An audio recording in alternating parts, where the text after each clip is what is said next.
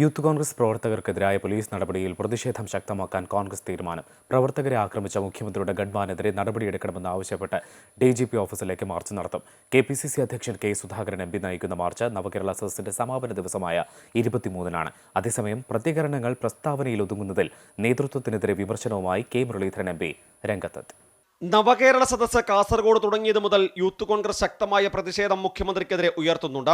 എല്ലാ ജില്ലകളിലും മുഖ്യമന്ത്രിക്കെതിരെ കരിങ്കൊടി കാണിക്കുന്നു. പക്ഷേ ആ സ്ഥലങ്ങളിലെല്ലാം വലിയ മർദ്ദനമാണ് യൂത്ത് കോൺഗ്രസ് പ്രവർത്തകർക്ക് നേരിടേണ്ടി വരുന്നത്.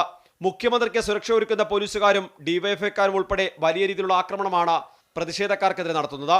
ആലപ്പുഴ ജില്ലയിൽ മുഖ്യമന്ത്രി ഗൺമാൻ ഉൾപ്പെടെയാണ് പ്രതിഷേധക്കാരെ മർദ്ദിച്ചത്. ഇതിൽ പ്രതിഷേധിച്ചാണ് നവകേരള സദസ്സ് അവസാനിക്കുന്ന 23-ാം തീയതി കോൺഗ്രസ് DGP ഓഫീസിലേക്ക് മാർച്ച് നടത്തുന്നത്. KPCC അധ്യക്ഷൻ K. സുധാകരൻ ഉൾപ്പെടെ കോൺഗ്രസിന്റെ പ്രധാനപ്പെട്ട നേതാക്കളെല്ലാം തന്നെ പ്രതിഷേധത്തിന്റെ ഭാഗമാകും. അതേസമയം യൂത്ത് കോൺഗ്രസ് പ്രവർത്തകരെ മർദ്ദിക്കുമ്പോഴും നേതൃത്വം ഇതുവരെയും ശക്തമായ ഒരു നടപടിയിലേക്കും പോയില്ല എന്ന വിമർശനവും പാർട്ടിക്കുള്ളിലുണ്ട്. നേതാക്കളുടെ പ്രതികരണം പ്രസ്താവനയിൽ മാത്രം ഒതുങ്ങുന്നുവെന്ന വിമർശനമാണ് K. മുരളീധരൻ MP അടക്കം ഉയർത്തിയത്. ജീവൻ രക്ഷാ പ്രവർത്തനങ്ങൾ ഊർജിതമാക്കുന്ന എല്ലാ പ്രവർത്തകർക്കും പാർട്ടിയുടെ പൂർണ്ണ പിന്തുണയുണ്ട്.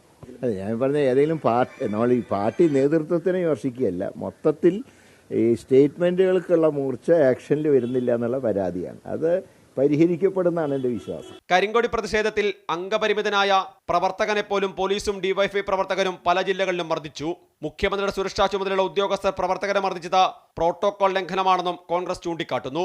അതുകൊണ്ട് തന്നെ ഇവർക്കെതിരെ ശക്തമായ നടപടിയെടുക്കുന്നതുവരെ സമരപരിപാടിയുമായി മുന്നോട്ടു പോകാനാണ് KPCCയുടെ തീരുമാനം. അമൃത ന്യൂസ്, തിരുവനന്തപുരം.